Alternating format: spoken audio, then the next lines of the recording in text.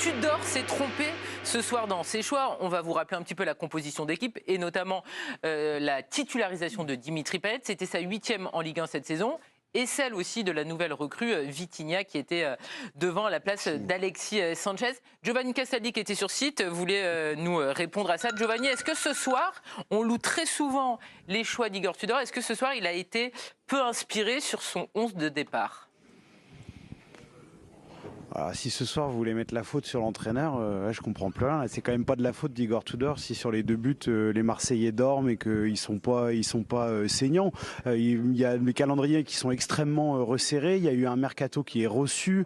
Il sait très bien qu'il va avoir besoin de Dimitri Payet. Il le relance ce soir. Vitinha, il vient d'arriver. Ça permettait de faire souffler Alexis qui pour le coup enchaînait énormément de matchs. Donc non, je trouve que les choix d'Igor Tudor ils sont bons. Ils sont dans une gestion. Il y a des gros matchs. Il y a des matchs important qui arrive, ça m'a pas frappé. Alors évidemment, Dimitri Payet a pas été bon, Vitinha il a pas existé. Moi, parce vous parliez tout à l'heure de, il manque peut-être ce joueur dans le cœur du jeu. C'est vrai que moi j'aime beaucoup quand Alexis décroche, il vient apporter, il met cette énergie justement et lui il trouve beaucoup de verticalité. Ça sera intéressant de voir si Vitinha s'impose et pour le coup qu'Alexis Sanchez puisse tourner autour. Là, à mon avis, ça sera un duo qui pourrait être très intéressant pour l'Olympique de Marseille. Mais ce soir, j'ai pas vu un entraîneur qui s'est trompé. C'est de la gestion classique.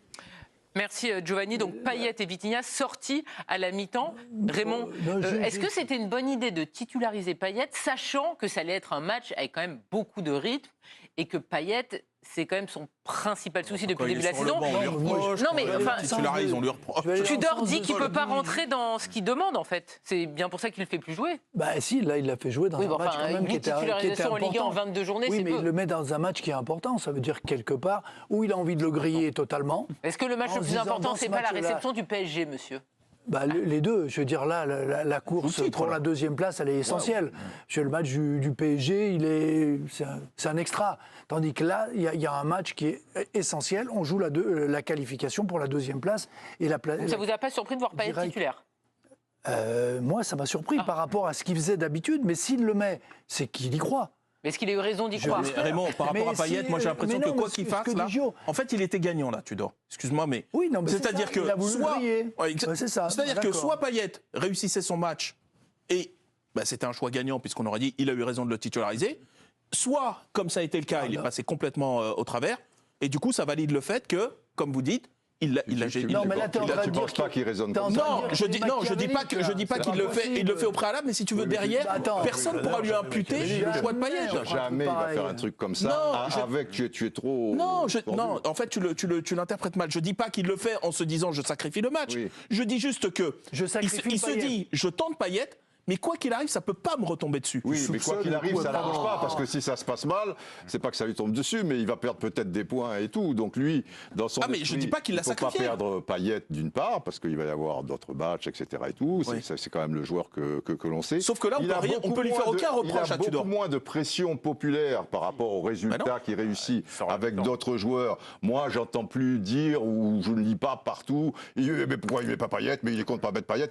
Ça existait. Ça s'est calmé. Non, ça s'est beaucoup calmé. Ça existait. J'entends encore cette musique un peu. Il n'y a pas une volonté, tu vois, de dire voilà, je le mets comme ça. Non, c'est pas comme ça que je dis. Je dis juste que derrière, quoi qu'il arrive, tu peux pas lui faire le reproche. Moi, je suis un peu comme Karine, si tu veux, c'est que devant une équipe aussi physique, et notamment le gars qu'il avait en face, si tu veux, un rythme qui s'annonce fou, pour les raisons que l'on sait, à la limite, je me dis, peut-être je titularise Payet pour un match de gala, mais ô combien important, devant une équipe qui est beaucoup moins physique, qui est le PSG, si tu veux, et Payet, où il y a un petit peu moins de rythme, et puis le champion, quoi, tu vois, ça va être un match particulier, et il sait gérer ça, etc., va me sortir 2-3 lapins de sa poche. À mon avis, son cas, il est réglé de toute façon. Il aura le temps aussi.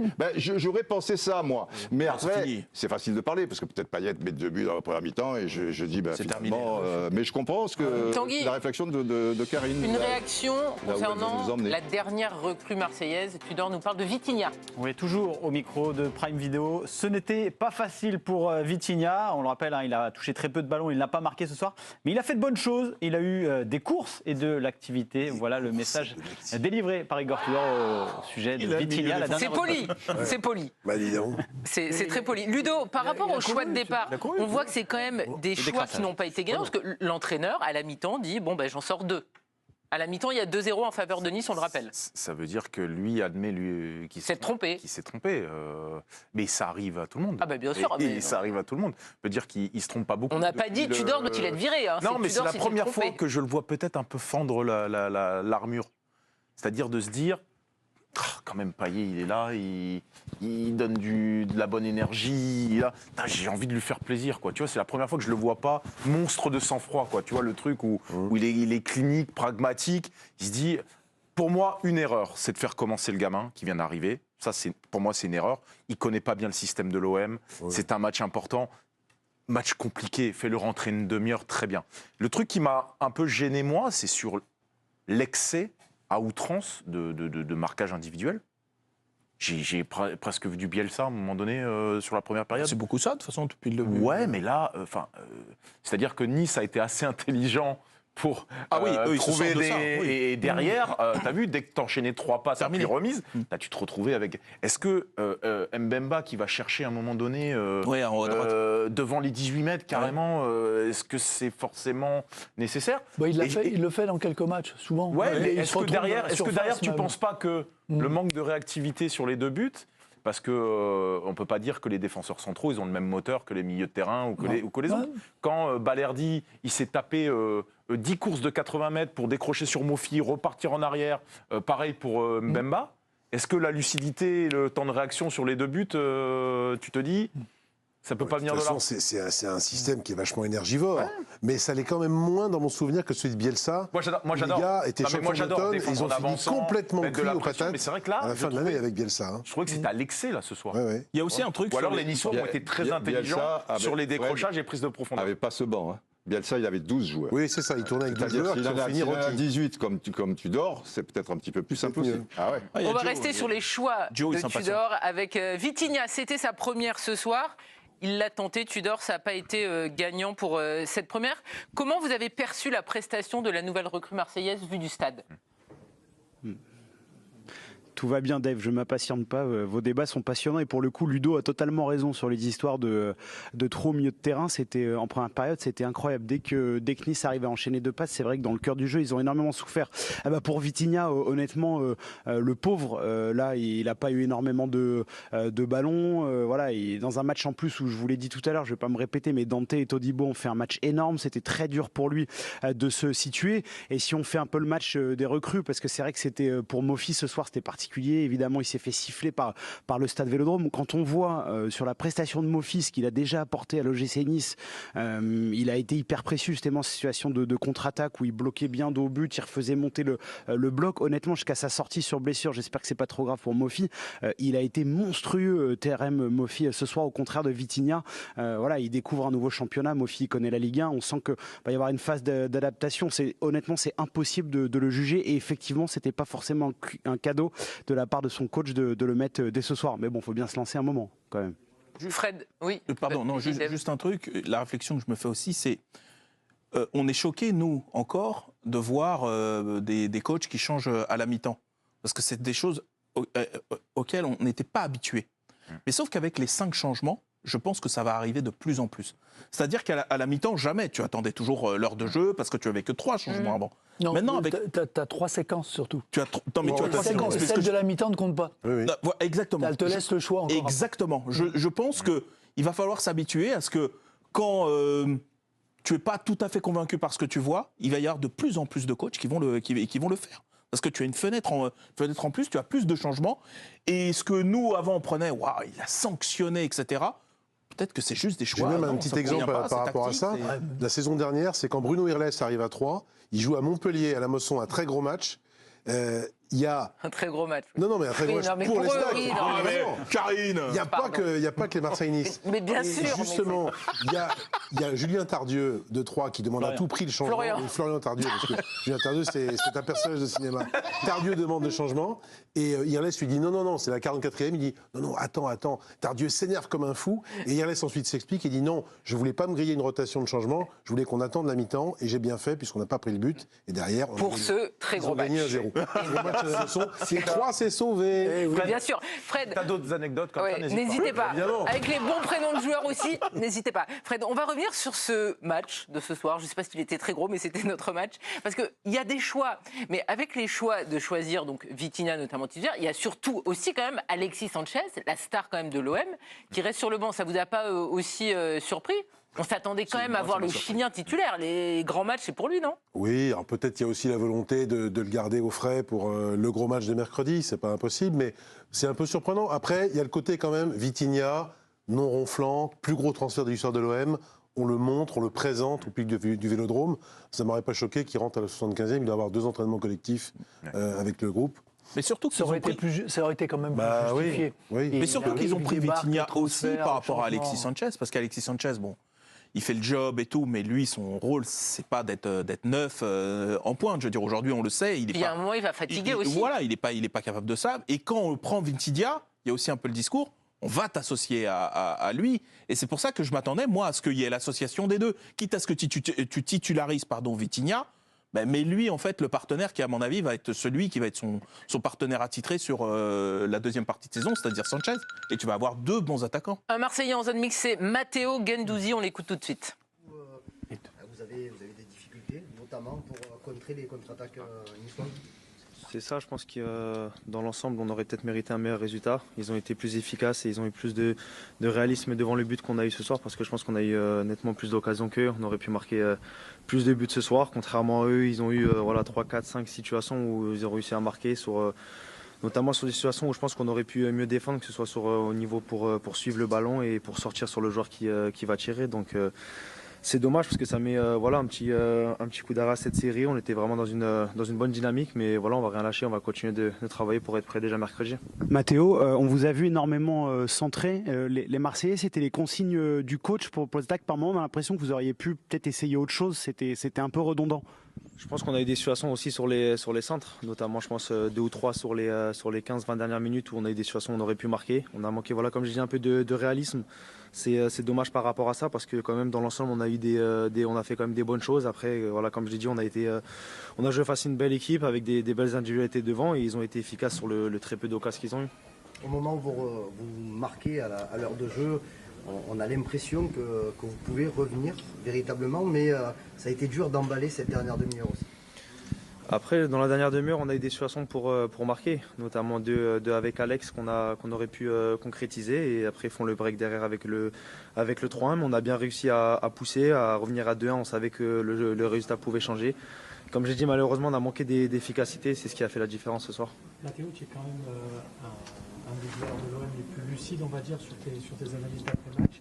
Est-ce que tu penses, ou ça a pu peut-être toucher certains de tes coéquipiers, qu'il y avait un peu le match de mercredi dans les têtes?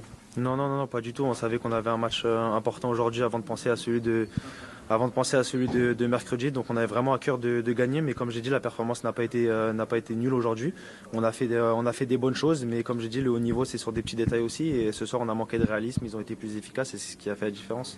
Et toi, au niveau de ton poste, qui est redescendu un peu dans les deux du milieu, est-ce qu'il y avait besoin de se réadapter ou pas? Comment tu t'es senti? Non, pas du tout. Je me suis senti bien sur le terrain. J'ai toujours joué à cette position depuis les années précédentes. C'est vrai que depuis le début de saison, je joue une position un peu plus haute, mais voilà, on a recruté des joueurs qui vont pouvoir jouer à cette position et moi, ce qui va me permettre de retrouver quand même du temps de jeu à cette position où je pense que je fais des meilleures performances, c'est sûr. Mais voilà, si je dois jouer sur le terrain un peu plus haut pour aider l'équipe, il n'y a pas de souci, je le ferai comme j'ai fait depuis le début de saison. Mentalement et physiquement, il va falloir récupérer pour mercredi parce que c'est une autre grosse bataille qui vous attend dans un Vélodrome encore une fois plein. Oui, bien sûr, mais on a un bel effectif. On a aussi avec ce mercato hivernal, on a réussi à recruter de très bons joueurs qui vont pouvoir beaucoup nous aider. Donc en termes d'effectifs, on a tout le monde qui sera prêt, que ce soit des joueurs qui commencent, des joueurs qui commencent sur le banc. Il y a un bel effectif et on va pouvoir enchaîner les matchs. Sur quoi ça va se jouer ce match, Mathéo ? Sur quoi ça va se jouer ce match ? Ça va être un gros match. On sait qu'il y a de très bons joueurs des deux côtés. Et sur l'efficacité, je pense que ça va être. On va falloir qu'on soit bon sur les contre-attaques parce que c'est une équipe qui peut être très redoutable aussi devant par rapport à ça. Ils ont des joueurs de qualité qui peuvent marquer à n'importe quel moment. Mais voilà, on a fait de très bonnes choses aussi depuis le début de saison. On continue de progresser. C'est pas parce qu'on a perdu ce match-là qu'on sera moins confiant pour mercredi. Bien au contraire, on va bien attaquer ce match et on sera prêt. Ouais, Matteo Guendouzi, donc, qui s'est exprimé après cette défaite 3-1 contre Nice. Première défaite, on le rappelle, depuis le mois d'octobre en championnat. Ludo, on a bien senti le message des Marseillais. C'est vraiment le manque d'efficacité qui ressort dans son discours. Oui, le manque d'efficacité, je trouve qu'ils ont été plutôt efficaces, moi, ces derniers temps. Ils gagnent beaucoup de matchs. Non, il parlait de ce soir, là. Ouais, ce soir, hein. Oui, ce soir. C'est vrai que ça joue beaucoup que là-dessus. Moi, je trouve que ça manque beaucoup de spontanéité. Parle d'efficacité, moi, je pense plus de spontanéité. Et toi, tu es sur les centres, là. Oui, non, mais au-delà des centres, je trouve qu'il y a à chaque fois beaucoup trop de touches de balle pour pouvoir mettre tes joueurs offensifs. Le but, il vient comment ? Débordement, centre en une touche. Voilà, parce que tu arrives à avoir un joueur lancé. Lorsque tu touches tes joueurs plus haut et qu'ils font 3, 4 touches de balle, mais en fait, tu n'as plus de spontanéité. C'est-à-dire que des joueurs sont arrêtés dans la surface de réparation. Et moi, c'est ce qui parfois manque à l'OM, c'est que tu as trop de joueurs à l'arrêt dans la surface. Par contre, dès qu'il y a un peu plus de jeu en une touche et des centres qui sont spontanés, bah, du coup, à chaque fois, il se passe des choses. Donc moi, c'est plus ça que l'efficacité. Raymond ? L'efficacité, comme dit Ludo, jusqu'à présent, début de saison, il y a des matchs où ils ont eu une demi-occasion. Oui, mais par rapport à ce soir-là, on reste vraiment sur ce qui s'est passé. Ce soir, oui, je veux dire, ce soir, un petit peu d'efficacité. Il y a du monde en face, ça a été contré. Je veux dire, c'est pas que de leur faute, il y a l'adversaire aussi. Je veux dire, il y a du monde, c'est regroupé. Il n'y a pas de tir au-dessus à 30 mètres à bout portant. Ils ont souvent tapé sur les... Ça a été contré par les joueurs, ça a été arrêté par le gardien de but. Je veux dire, on ne peut pas marquer à tous les coups dans les matchs. Oui, on n'a pas le même sentiment que sur la première mi-temps contre Monaco, où ils avaient raté. Non, manque d'efficacité, ça veut dire quand on rate vraiment des trucs, qu'on est tout seul, qu'on la met à côté, et que c'est des gestes maladroits. On ne peut pas dire qu'aujourd'hui, ils ont eu... Si, à part Vitinha, quand il fait sa reprise et qu'il la met au-dessus, le reste, ça a été... C'était dans Schmeichel a fait un bon match. Oui, mais globalement, toute la défense niçoise et tout le groupe niçois, je trouve, a fait un très bon match. Ils défendent très très bien. Todibo, Dante, on en a hyper cohérent, la charnière aussi, mais pas seulement, même au milieu de terrain. Voilà, c'était, je trouve, hyper cohérent, beaucoup de courses, beaucoup de volume, beaucoup d'énergie, et puis on sent effectivement que Didier Digard a complètement transformé ces gars-là. Moi, j'ai pas reconnu Brahimi, par exemple. Il devait... Là encore, tu vois, ça paraît rien. Il devait partir en prêt à 3. C'est lui qui a bloqué, c'est lui qui a bloqué le transfert. Il dit j'ai besoin de toi, il rentre, il marque. Tu vois, après, rapport de cause à effet, vous le faites ou vous le faites pas, mais c'est important. Il fait des choix forts. Je sais pas ce qu'il a fait à Dante. Mais quand tu le vois là, tu as l'impression qu'il a 20 ans. Hein. Et il est impressionnant. Il est très long. On va parler du capitaine niçois. Et surtout, il ne râle pas ou il ne fait pas semblant et tout. Il était tombé là-dedans tellement il était dépassé. Et ça devenait presque insupportable. Lui qui est quand même un bon gars, mais il jouait que sur la roublardise. Et là, tu vois, même une fois, quand il a été touché avec un joueur marseillais en première mi-temps, il s'est relevé. Puis il a même eu des trucs de vitesse, de course à couper où il a été présent. Mais le plus gros changement, c'est Thuram. Oui. Thuram, sous Favre, c'était devenu, je fais des passes latérales, je reste devant. Là, ça part devant, ça revient derrière, ça perd. C'est le joueur, c'est le Thuram qu'on a connu. C'est le joueur qui s'est révélé il y a un an ou deux. Messieurs, on va parler de Nice dans quelques instants en profondeur, de Thuram, de tous les joueurs, de Didier Digard.